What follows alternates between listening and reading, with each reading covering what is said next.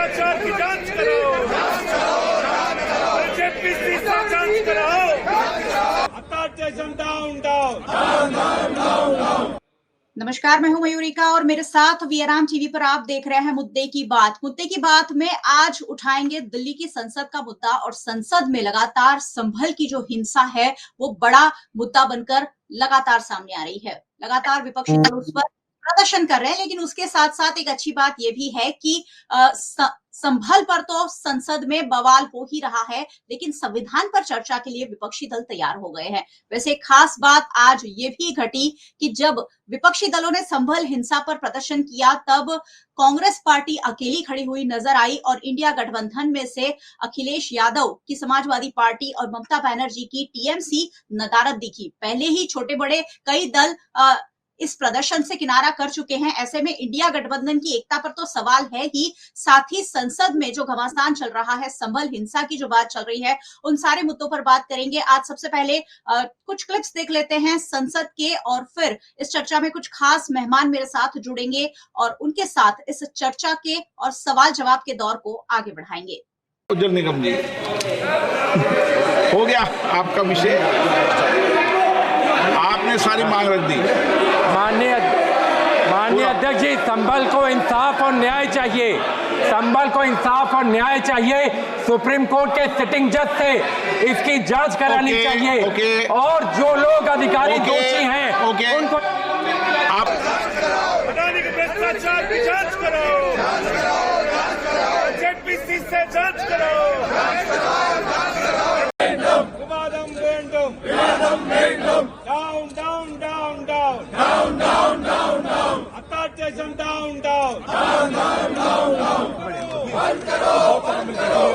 चलिए, मेरे साथ भारतीय जनता पार्टी की ओर से तरुण बारोट जी जुड़े हैं। तरुण जी, बहुत बहुत स्वागत है आपका। जी, और मेरे साथ सीनियर जर्नलिस्ट के रूप में सतीश मोरी जुड़े हैं। सतीश जी, आपका भी बहुत बहुत स्वागत है। Thank you. आज कांग्रेस पार्टी ने इस मुद्दे पर बोलने से इनकार कर दिया है, क्योंकि आज इंडिया गठबंधन की एकता पर जो सवाल उठे हैं उसके बाद कांग्रेस पार्टी ने इस मुद्दे से किनारा जरूर किया है। लेकिन भारतीय जनता पार्टी के प्रवक्ता हमारे साथ है और सीनियर जर्नलिस्ट जो सालों से ये सारी चीजों को देखते समझते और कवर करते आए हैं, उनसे चर्चा कर जानेंगे कि संसद में ये जो घमासान चल रहा है उसमें देश के नागरिकों के हित में आखिरकार क्या निकल कर आएगा। सबसे पहले भारतीय जनता पार्टी के प्रवक्ता तरुण जी हमारे साथ है, उनके पास चलेंगे। तरुण जी, संसद में संभल हिंसा पर लगातार प्रदर्शन तो हो रहा है, लेकिन अब प्रदर्शन कमजोर पड़ता हुआ दिखाई पड़ रहा है और विपक्षी एकता जो है वो तो टूटती हुई दिखाई पड़ रही है। क्या कहेंगे इस पर? ये वैसे तो अच्छी बात है। भारतीय जनता पार्टी, इंडिया गठबंधन जो हर बार उनको जो दिक्कत है वो मोदी जी या भारतवर्ष जो प्रोग्रेस कर रहा है उसके ऊपर उनको हर बार कहीं ना कहीं वो लोग प्रॉब्लम क्रिएट करते हैं। मगर उन लोगों ने बोलने से मना किया है, उसका मतलब भारतीय जनता पार्टी की सरकार जो वहां पे संभल जो इश्यू है उसको जिस तरीके से हैंडल कर रही है वो उन्होंने अटेस्ट किया है कि भाई बराबर है, उसमें उनको कुछ दिक्कत है नहीं। वैसे वरना जो भी काम करते हैं, अच्छा काम जो खेडूतों के लिए, फार्मर के लिए जो अच्छा काम करने वाले थे, जो 2 बिल पास करने वाले थे, उसके ऊपर हमने देखा 19 के इलेक्शन से पहले 1.5-2 साल तक उन लोगों ने जो कहीं फार्मर सुखी नहीं हो जाए उसके ऊपर उन लोगों ने दिक्कत की और अल्टीमेटली सरकार को बैकफुट पे जाना पड़ा। और ये सब जो है उसके अंदर जैसे आप देखो कि 2019 के 2014 के बाद जितने भी पर्याय है उसमें भारतीय जनता पार्टी अपने नरेंद्र भाई मोदी का जो कार्य प्रणाली है उसके ऊपर हम मान सकते हैं कि भाई सबसे अच्छा ये काम कर रहे हैं और भारत को विश्व गुरु बनाने की ओर भारत ने इनिशिएट कर दिया है।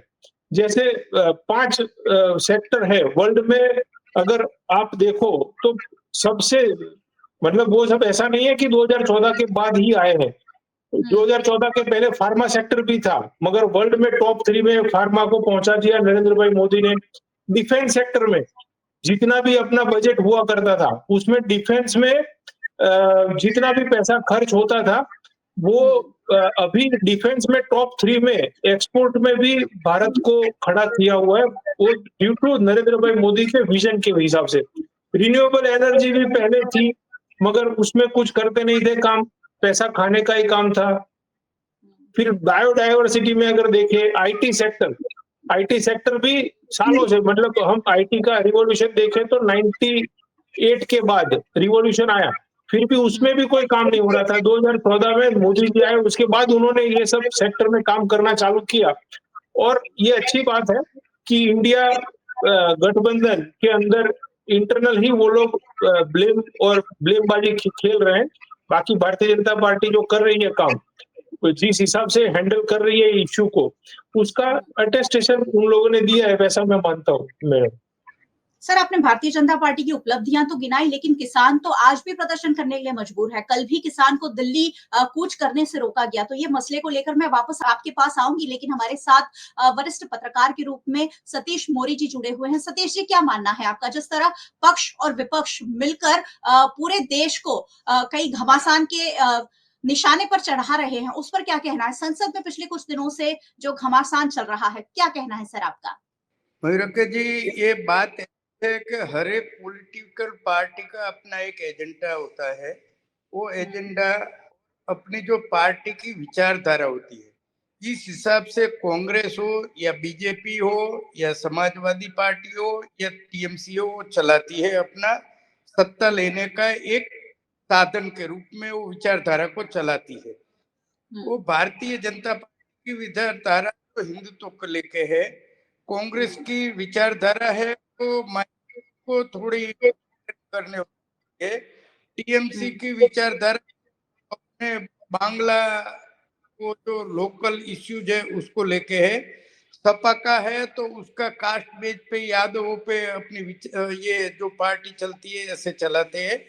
तो हर एक पॉलिटिकल पार्टी अपने अपने एजेंडा को, अपने अपने विचारधारा को, और ये ज्योग्राफिकली भी अलग अलग होता है, क्योंकि इंडिया में इतने स्टेट्स है तो हर एक इश्यूज अलग है, हर एक की ज्योग्राफिकल कंडीशन भी अलग है, वहीं का एनवायरनमेंट भी अलग है। तो प्रादेशिक पार्टी चलती है तो कुछ जगह पे नेशनल पार्टी चलती है, जैसे टीएमसी है वो प्रादेशिक पार्टी चलती है ऐसे। और ये आपने बोला समाज का इश्यू, तो ये तो जग जाहिर है कि योगी है तो अपने अपने सूत्र देते रहते हैं।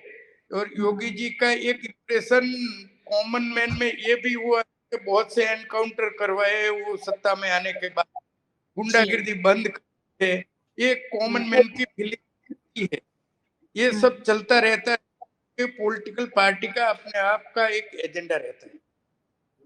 जी, पॉलिटिकल पार्टीज अपने अपने एजेंडा के तहत कोई भी बात रखती है और उसका विरोध भी करती है। यानी हम जो देखते हैं उसके स्क्रिप्ट जो है वो पर्दे के पीछे ऑलरेडी लिख दी गई होती है कि आप संसद में कोई मुद्दा उठाएंगे तो उसकी भी पूरी स्क्रिप्ट तैयार होती है, आप उसका विरोध करेंगे तो भी उसकी पूरी स्क्रिप्ट तैयार होती है। वैसे भले ही विपक्षी गठबंधन की एकता पर हम सवाल उठा रहे हैं, मैं किसानों की बात कर रही थी। तरुण जी, आप कह रहे थे किसानों के लिए हमने बहुत अच्छा काम किया, लेकिन साल भर पहले आपने कहा कि हमें बैकफुट पर जाना पड़ा, और बैकफुट पर जाने के बाद भी किसान तो आज भी वहीं खड़े हैं। आज भी उन्हें फ्रंट फुट पर आप लोग नहीं ला पाए और उनकी जो समस्याएं थी, उनकी जो दिक्कतें थे, नहीं सुलझा पाए। अगर किसान अपनी बातों को लेकर संसद तक पहुंचना चाहते हैं, क्यों उन्हें पहुंचना नहीं दिया जा रहा है सर? मयूरिका जी, मैं खास वीएनएम के माध्यम से हर एक व्यूअर्स को बोलूंगा कि ये जो फार्मर है, कभी फार्मर ने सोचा था कि भाई उनको लोन नहीं लेनी पड़ेगी? जब भी फसल बोने का साल में 3 बार टाइम आता है, फसल बोने के लिए उनको जो लेने के लिए बीआर लेने के लिए जो लोन लेनी पड़ती थी, उसका सॉल्यूशन तो कर दिया है भारतीय जनता पार्टी के अपने बड़ा प्रधान श्री ने। ये जो है, जैसे बांग्लादेश श्रीलंका में जैसे हुआ था, ये एक ट्राई हो रहा है कि भाई भारत को विश्व गुरु बनाने के लिए, जिस हिसाब से आप देखिए नरेंद्र भाई मोदी के विजन का हम सबको सलाम करनी चाहिए कि वैसे जो भी होता था पहले, बड़ा प्रधान जो तत्कालीन बड़ा प्रधान थे राजीव गांधी जी, वो बोलते थे कि 1 रुपया निकलता है तो 85 पैसे खा जाते हैं। तो डीबीटी का इम्प्लीमेंटेशन जो हुआ, डायरेक्ट बेनिफिट ट्रांसफर के माध्यम से, ₹1 नहीं निकलता है तो 99 पैसे नहीं, पूरा का पूरा 100 पैसा उसके जो भी लाभार्थी है उसके अकाउंट में जाते हैं। Year end year Y growth के हिसाब से आप देखें तो भी भारतीय जनता पार्टी की सरकार में जो भारत का बड़ा प्रधान है जो काम कर रहे हैं, वो जो अभी आप देखिए कि जब टेक्नोलॉजी का इम्प्लीमेंटेशन हुआ कि भाई यूपीआई को इम्प्लीमेंट करना था, तब उस टाइम के पहले के फाइनेंस मिनिस्टर थे वो मजाक बना रहे थे संसद में कि भाई ऐसे तो होगा, 10 रुपए के सब्जी के लिए 10 रुपए के लिए नहीं, अभी 1 रुपए भी मैं अभी कभी लास्ट वीक गया था एयरपोर्ट मेरी डॉटर को छोड़ने के लिए, तो वहां जो टॉयलेट है, टॉयलेट का जो पे एंड यूज में भी 2 रुपए भी आपको डिजिटली ट्रांसफर हो सकते हैं। उसका कारण नरेंद्र भाई मोदी का विजन है। और बाकी देशों में आप जाए तो उसके अंदर आपको एक्स्ट्रा पैसा देना पड़ता है अगर डिजिटल आप पेमेंट करते हो तो। यहाँ पे कुछ नहीं है। उसका कारण जो एक बेसिक डिफरेंस है भारतीय जनता पार्टी के कार्यकर्ता और विपक्ष में उनका ऐसा है कि भाई स्व पहले है, खुद का पहले देखते हैं, फिर दूसरा पार्टी का देखते हैं और तीसरा वो लोग देखते हैं देश का। मतलब उनकी प्रायोरिटी में जो देश है वो लास्ट है और भारतीय जनता पार्टी के कार्यकर्ता में पहले देश है, फिर दल है और स्व खुद का हम लोग लास्टली सोचते हैं। तो ये एक बेसिक डिफरेंस है। उसके कारण ये काम जो हो रहा है देश में वो इन सब का जितनी भी स्कीम्स है उसके अंदर एक मैंने बोला डीबीटी के माध्यम से और दूसरा लिया है पीएलआई जो प्रोडक्शन लिंक इंसेंटिव। ये पीएलआई के माध्यम से ये जो बेसिक है ना वो वही आदमी कर सकता है कि जो खुद का नहीं सोचता हो, देश का सोचता हो या देशवासियों का सोचता हो। एक बेसिक डिफरेंस है। और उसमें कई लोग हैं कि जिनको पता चलता है कि भाई यहाँ पे हम अगर इनका विरोध करेंगे तो अपने को वो होगा। और फार्मर जो मैंने बोला कि भाई पाकिस्तान, श्रीलंका और बांग्लादेश में जो हुआ, मिसगाइड करके लोगों को भ्रमक फैला के उन लोगों को किया जाता है। बाकी उसके अंदर हमने कई वीडियो सोशल मीडिया पे देखे हैं कि ये फार्मर होते नहीं है, फार्मर के नाम पे ये सब विरोध करते हैं, इसीलिए रोका जाता है उनको। अगर फार्मर हो तो आए ना, फार्मर में मीटिंग करने के लिए बुलाते हैं। फार्मर को जो नेता है, कई इश्यू है जो ये जो बॉर्डर पे बैठे थे 1.5 साल, उसमें से वहां पे अगर केरल में प्रॉब्लम होती है, कर्नाटका में फार्मर को प्रॉब्लम होती है, तो सो कॉल्ड नेता क्यों नहीं बाहर आते हैं?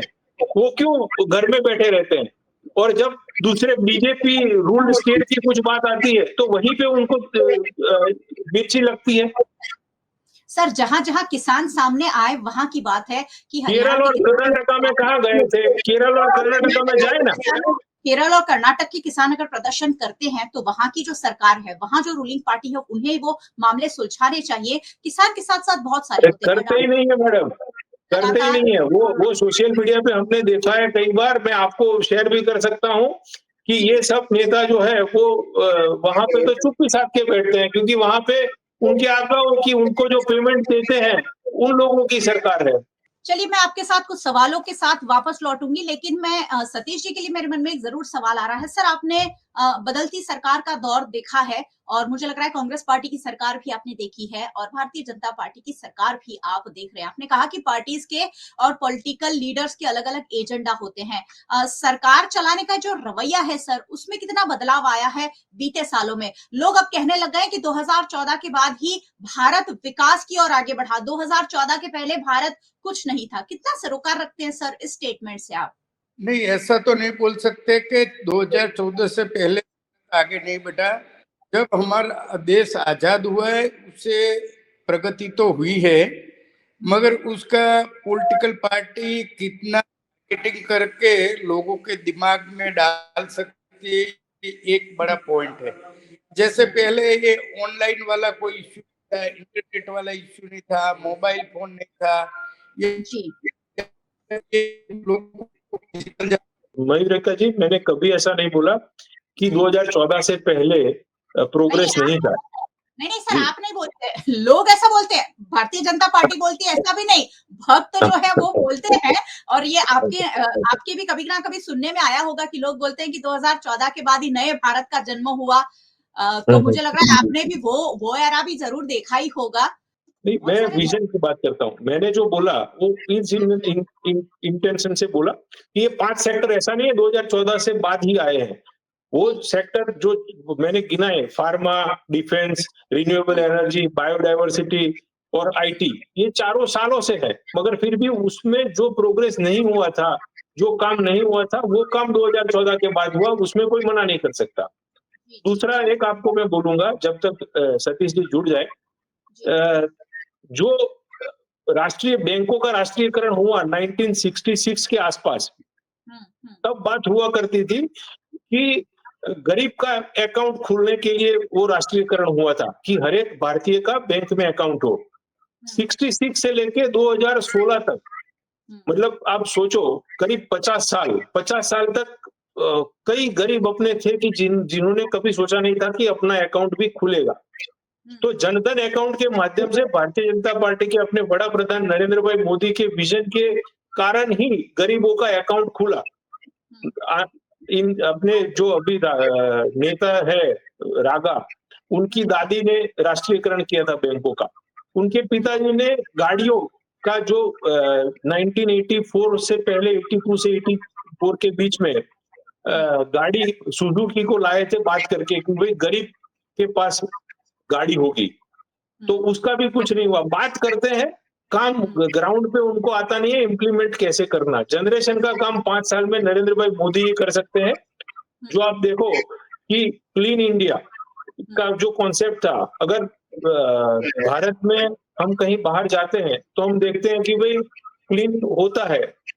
सबके अपने राष्ट्रपति जो थे, उन्होंने विजन 2020 डिक्लेयर किया था। उसमें उन्होंने बोला था अपने राष्ट्रपति ने कि भाई हम बाहर से इंडिया आते हैं, बाहर जाते हैं तो गाड़ी में या पॉकेट में कचरा रखते हैं, इंडिया आते ही बाहर कचरा फेंकना। तो उन्होंने एक रिक्वेस्ट की थी और मोदी जी ने उठाई, और आज की डेट में हम देखें तो कहीं पे भी छोटे से छोटे गांव में जाए तो वहां पे भी अपने को डस्टबिन दिखता है।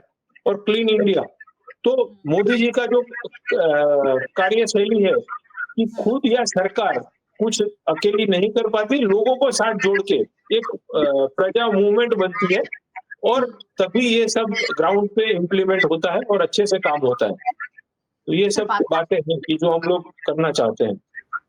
सर, बातें तो काफी अच्छी सुनाई पड़ती है, लेकिन बार बार जो है सफाई अभियान चलाने की भी जरूरत हम लोगों को पड़ ही जाती है। और वो क्यों पड़ जाती है वो मेरी समझ से परे हैं। जब गुजरात के मुख्यमंत्री, मैं वडोदरा शहर की बात करूं तो वडोदरा शहर आते हैं, तो परसों ही आए थे। उन्होंने कहा कि वडोदरा इस बार साफ लग रहा है, यानी वडोदरा हर बार साफ नहीं लगता है उन्हें। तो साफ सफाई की हम बहुत बड़ी बड़ी भले ही बातें कर लें, लेकिन उसमें जो लूप होल्स हैं वो सारे है ही है। आप बहुत सारी बातें कर रहे हैं कि हम बहुत सारी योजनाएं लोगों तक पहुंचा रहे हैं, योजनाएं पहुंचा रही है, सरकार की ओर से आ रही है, लेकिन लोगों तक बहुत अच्छी तरह नहीं पहुंच पा रही। आपने कहा कि हम बहुत बड़ा बजट दे रहे हैं और बजट सीधा लोगों तक पहुंचता है। आपने राजीव गांधी का भी उदाहरण दिया सर। तो बजट आप लोग बहुत अच्छा दे रहे हैं, सरकार आप बहुत अच्छी चला रहे हैं, लेकिन शिक्षा और स्वास्थ्य में अभी भी बहुत सारी कमियां हैं जो सरकार को कहीं ना कहीं दूर करनी होगी। सतीश जी फिर से हमारे साथ जुड़ गए हैं। सतीश जी, आप कुछ कह रहे थे पर मैं वापस आऊंगी तरुण जी।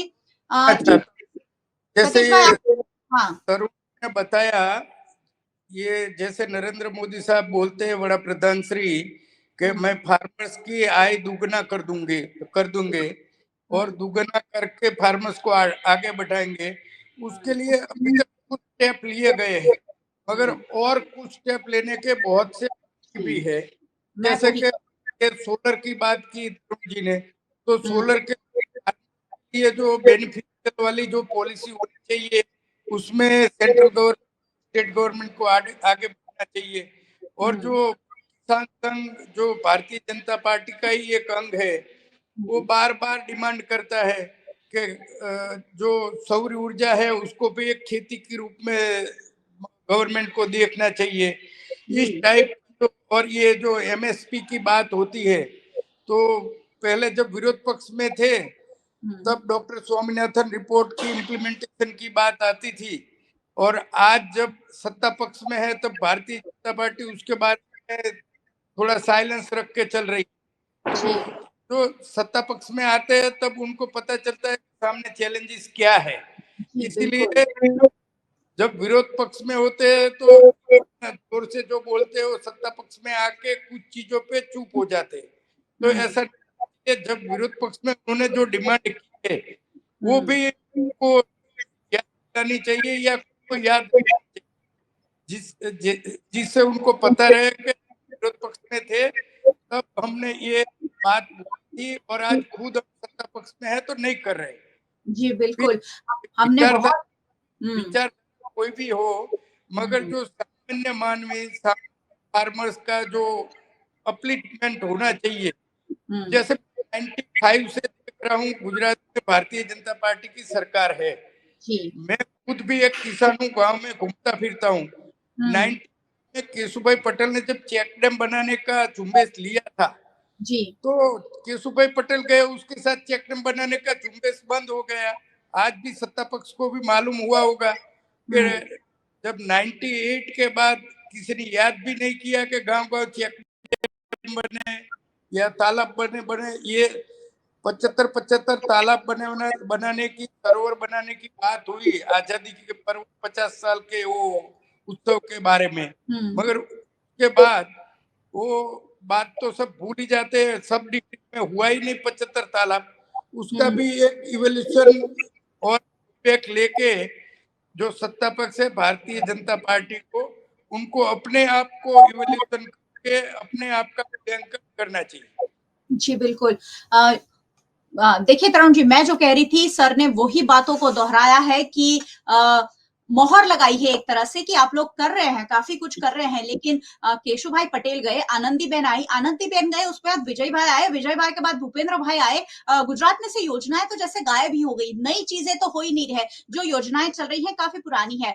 शिक्षा और स्वास्थ्य, मैं अगर एक छोटा सा उदाहरण दूं तो आपके और मेरे बच्चे सरकारी स्कूल में नहीं पढ़ते हैं, आप और मैं बीमार पड़ते हैं तो सरकारी दवाखाने में नहीं जाते हैं। सबसे बड़ी चूक शिक्षा और स्वास्थ्य में यहीं पर नजर आ जाती है कि हमें प्राइवेट ही चाहिए, क्योंकि हमें कहीं ना कहीं दिमाग में ये शायद बैठ गया है।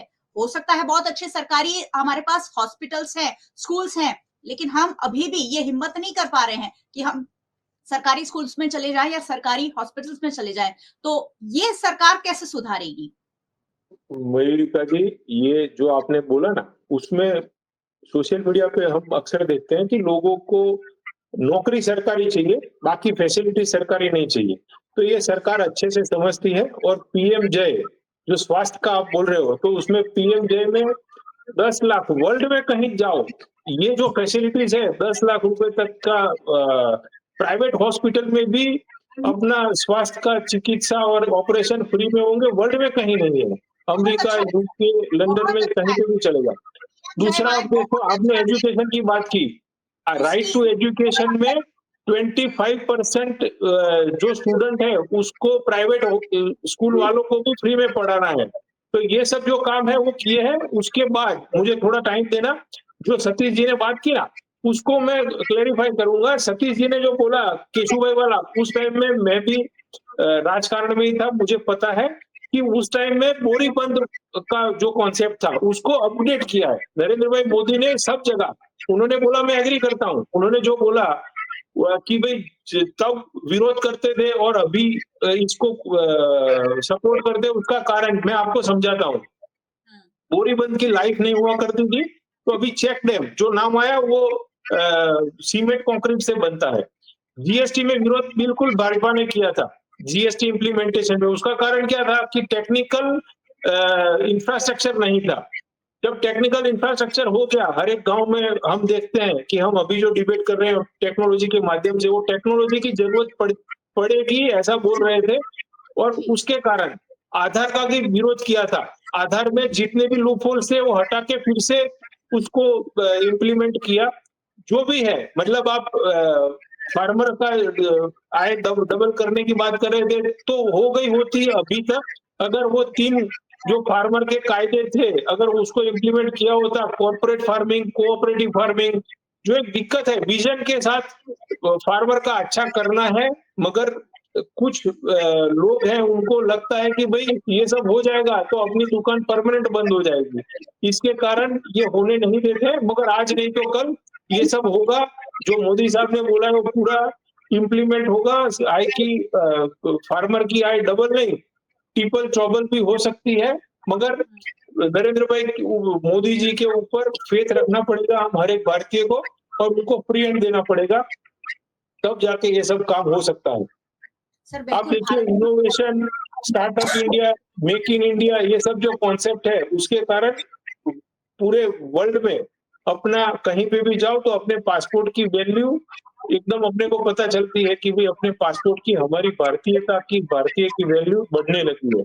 भारत तीसरी सबसे बड़ी इकोनॉमी बनने की और आगे बढ़ रहा है। ये लेकिन टेक्नोलॉजी है, युग आगे बढ़ रहा है, 21वीं सदी में हम चल रहे हैं, तो देश आगे बढ़ेगा, देश के लोग आगे बढ़ेंगे, देश की सरकार आगे बढ़ेगी। ये सब एक समय के साथ चलने वाली प्रक्रिया है। भारतीय जनता पार्टी इसका श्रेय जरूर ले सकती है, लेकिन आज ही किरण रिजिजू कानून मंत्री, उन्होंने संसद में कहा कि हमारे पास बहुमत है, अगर आप सदन नहीं चलने देंगे तो भी हम बिना कोई भी चर्चा के हम कानून ला सकते हैं। तो इस तरह की सरकार जब आप चलाने की कोशिश करते हैं तो लोकतंत्र पर एक सवाल जरूर उठता है।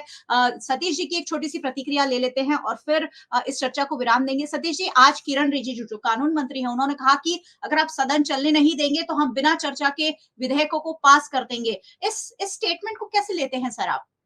नहीं, ऐसा सत्ता पक्ष में कितनी भी बहुमति हो, भारी टूथ बहुमति भी हो, फिर भी कभी पक्ष को अवॉइड करना नहीं चाहिए। उनका जो पॉइंट ऑफ व्यू है वो सत्ता पक्ष को सुनना चाहिए, और पब्लिक इंटरेस्ट में जो सजेशन आते हैं उसको इनकॉर्पोरेट करके सत्ता पक्ष को भी अपने जो कमियां है या डिफेक्ट है उसको सुधारना चाहिए और एडॉप्ट करना चाहिए। कभी ऐसा नहीं होता है कि अपने से भी अच्छे विचारशील, होशियार और सजेशन देने वाले लोग विपक्ष में भी हो सकते हैं। ऐसा नहीं है कि सत्ता पक्ष में ही हो सकते हैं। पार्टी में कई बार हमने देखा है, ये जब गुजरात विधानसभा में अशोक भट्ट जैसे ये मिनिस्टर थे, ये विरोध पक्ष में बैठते थे, तो उनके सजेशन भी चिमन भाई पटेल लेते थे, माधव सिंह सोलंकी लेते थे या चौधरी लेते थे, क्योंकि वो होशियार लोग थे। नारायण व्यास जो एमएलए थे, उनके सजेशन लेके भी चलते थे। तो ऐसा नहीं होता है कि विपक्ष का सजेशन नहीं लेना चाहिए। आप बहुमति में हो, भारी बहुमति में हो या 2/3 बहुमति में हो, फिर भी विरोध पक्ष का जो भी राय है वो लेके को बाद में लाने की कोशिश करनी चाहिए। कभी अपने आप को, अपने जो आज भारतीय जनता पार्टी सत्ता पक्ष में है, वो कल विपक्ष में थी, तो शायद एक टाइम आएगा तो वो कल विपक्ष में भी हो सकती है। ऐसा नहीं है कि शासन 100 साल 200 साल चलने वाला है। वो सब बातें समझ के अपने आप को एक मर्यादा में रख के सत्ता पक्ष मर्यादा रखे, पक्ष की मर्यादा रखे, और सदन चलना चाहिए, डिस्कशन होनी चाहिए, और उसमें जो चीजें हैं वो सब चीजों को स्वीकार करने का मन बनाना चाहिए। जी बिल्कुल। तरुण जी कुछ जोड़ना चाह रहे हैं, कुछ जवाब देना चाह रहे हैं? तरुण जी छोटे से छोटा सा 10 सेकंड लूंगा मयूरिका जी। ये एक क्लैरिफाई करूंगा कि किरण रिजिजू वो सदन के मॉनिटर के रूप में भी एक कमेटी होती है, वो कमेटी के चेयरमैन है। तो मतलब हम जब छोटे थे, स्कूल में पढ़ते थे, तब अपना मॉनिटर अगर कुछ बोले तो वो एक समझाने के लिए भी बोल सकता है। ऐसा नहीं है कि ये पार्टी ने बोल दिया या हम ओवर कॉन्फिडेंट या ईगो के कारण किरण रिजिजू ने बोला है, तो इसको अदरवाइज न लिया जाए। और बीइंग अ मॉनिटर उन्होंने एक सजेशन दिया है कि भाई आप सुनो, और जो अध्यक्ष होता है सदन का उसके अनुसार चलिए, वो एक उनका सजेशन था। चलिए आने वाले दिनों में 13 14 दिसंबर को विपक्षी दलों ने भी स्वीकार किया है कि संविधान पर चर्चा होगी, और मैं आशा करती हूँ कि ये चर्चा बहुत हेल्दी हो, क्योंकि संविधान पर चर्चा होती है तो देश के हित में चर्चा होती है, और इसलिए एक हेल्दी डिस्कशन सत्ता पक्ष में जो भी है और विपक्ष में जो भी है इन सभी के बीच हो, ये बहुत ज्यादा जरूरी है, क्योंकि ये देश के नागरिकों के हित में होता है। बहुत बहुत शुक्रिया आप दोनों मेहमानों का हमारे साथ जुड़ने के लिए, बहुत बहुत शुक्रिया। Thank you. और बहुत बहुत शुक्रिया आप सभी व्यूअर्स का हमारे साथ जुड़ने के लिए। वैसे आपको रोज रोज मेरे साथ जुड़ते ही रहना है, क्योंकि यहाँ मैं उन मुद्दों पर चर्चा करती हूँ जो आपके लिए जानना बेहद जरूरी है। आप वीआरएम टीवी को यूट्यूब चैनल पर देख रहे हैं, जरूर देखते रहिए, और चैनल अगर सब्सक्राइब नहीं किया है, चैनल पर नए आए हैं तो जरूर हमारा चैनल सब्सक्राइब कर लीजिए। फेसबुक पर देख रहे हैं, शेयर कर लीजिए। साथ ही आप हमें ओटीटी प्लेटफॉर्म्स पर देख रहे हैं, डेली हंट, वोडाफोन टीवी, जियो टीवी और जियो टीवी फाइबर 498 नंबर के चैनल पर वीएनएम टीवी को 24 घंटे लगातार देखा जा सकता है। देखते रहिए वीएनएम, जुड़े रहिए वीएनएम के साथ। नमस्कार।